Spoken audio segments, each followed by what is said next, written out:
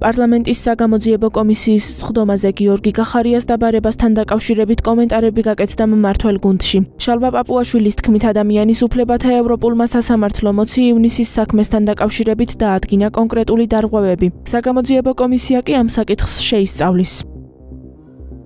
მე ურჩევდი მას, რომ ამ მასკარადში არ მიიღოს მონაწილეობა. ეს ჩემი გადასაწყვეტი არ არის, მაგრამ ჩემი სახით ამას ვიტყოდი. ასევე გასათვალისწინებელია ის ფაქტი, გიორგი გახარია თუ დაესწრება ამ სხდომას და მივა მაინც კომისიაზე, რა სტატუსით მივა?